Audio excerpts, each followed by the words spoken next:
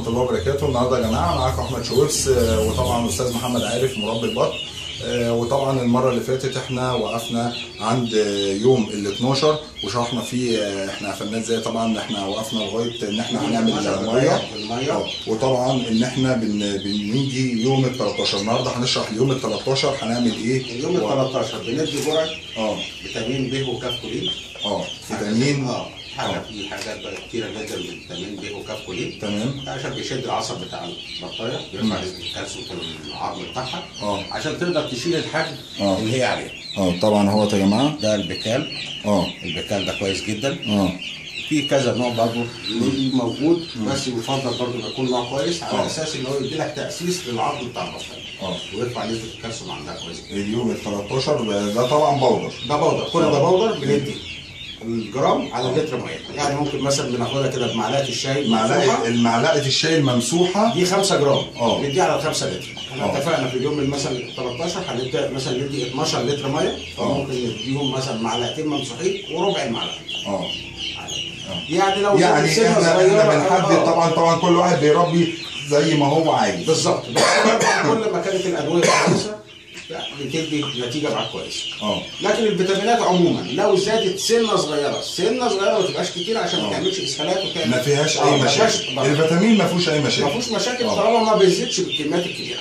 بس دي اهم حاجه. طبعا الجرعه بتاعته المعلقه الممسوحه 5 جرام. 5 جرام 5 جرام على 5 لتر ميه. على 5 لتر ميه. وطبعا بالكميه المطلوبه ان انت على حسب ما انت مربي قد ايه او حسب انت 250 بطايه بنديهم في حدود 10 لتر 12 لتر ميه مع مراعاه ان انت بتزود كل 5 ايام 2 لتر ميه. كل 5 ايام في الدوره بتاعتنا 2 لتر ميه. طبعا احنا اليوم طبعا دوت ال 13 دوت بقى من يوم ال 14 لحد يوم 21 ميه وعلف فقط لا. يعني احنا كده وصلنا لغايه اليوم ال 13 وبعد ما ندي الدواء دوت وطبعا وضحنا الجرعه بتاعته من اول يوم ال 13 لغايه يوم نبتدي من اول يوم 14 ميه بيضاء وعلف. بالظبط. طبعا ممكن بقى بدخل في وسطيها سقوه احنا بنعملها توم وبصل وخل واسبوسين. توم وبصل وخل واسبوسيت. بمعنى بجيب كيلو بصل وربع كيلو توم مع فنجان خل مع 10 حبايه اسبوسيت. 10 حبايات اسبوسيت. هو اشرح لهم هم يعني انا بشرح الناس بنجيب كيلو بصل مع ربع كيلو توم واضربهم في الخلاط ضربه كويسه جدا، اصفيهم باخد الميه بتاعتهم احط عليها فنجان خل بحدود 15 سم، بدي عليهم 10 حبايات اسبوسيت مطحونين، بقلبهم كويس وبشيلهم عند البرطمان. باخد من العبوه دي السائل دوت باخد منه 5 سم على اللتر ميه. بديها في اي يوم بقى في الاسبوع دوت. يعني وقت بجهزها ودايما لازم باستمرار طالما انا بربي لازم اخلي العبوه دي موجوده عندي. تمام. السائل دوت بخليه عندي.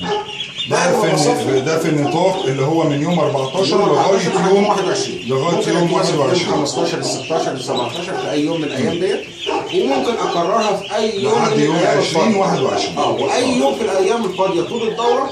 السقوه دي مفيده جدا جدا لرفع المناعه طبيعي في الاوقات اللي احنا الفاضيه اللي ما فيهاش علاج. اليوم اللي فاضي او الايام اللي فاضيه اللي ما فيهاش علاجات بدخل فيها السقوه ديت، برفع المناعه مضاد حيوي طبيعي، بتزود اقبال البطايه على. طبعا يا جماعه انا عايز اقول لكم ان الاستاذ محمد عارف الرقم بتاعه راجل مشكورا موجود على تتر القناه بره على قناه نجاح بلا حدود. طبعا في اي حاجه بالنسبه للبط او مثلا حد عايز بط من مصدر موثوق منه، وطبعا لو في اي شرح مفصل عايز برضو يعرف حاجه او يشوف حاجه، طبعا الاستاذ محمد عارف مش هيتاخر طبعا علينا. مشكله ظهرت عنده في الدوره، في بطايه قاعده، في بطايه فيها اي اعراض هو مش عارف يكلمني وانا تحت امرك. ربنا يخليك يا استاذ محمد، ربنا انا يخليك. هرد عليها. طبعا احنا كده وصلنا خلصنا اليوم ال 13 وطبعا بعد كده من اول يوم 14 لغايه اليوم ال 20 اول 21 هناخد في وسط الاسبوع دوت السقوه اللي احنا قلنا عليها. السقوه اللي احنا قلنا عليها ديت، لان هي طبعا هي مضاد حيوي طبيعي ورافع المناعه وفاكهه شهيه بتخلي البطايه فعلا فايقه. تمام ومش مكلفه جدا بالنسبه للاهل. لا ده طبعا حاجات طبيعيه كلها. طبعا يا جماعه زي ما احنا شفنا النهارده وكانت معانا في الحلقه، وصلنا لغايه اليوم ال 20 او ال 21 زي ما الاستاذ محمد عارف قال، وطبعا وصلنا لغايه الحد دوت من الدوره، وهنشوفه بعد كده ان شاء الله مع بعضينا الحلقه الجايه وتكمله دوره البط وضمان نجاح المشروع ان شاء الله. والسلام عليكم ورحمه الله وبركاته.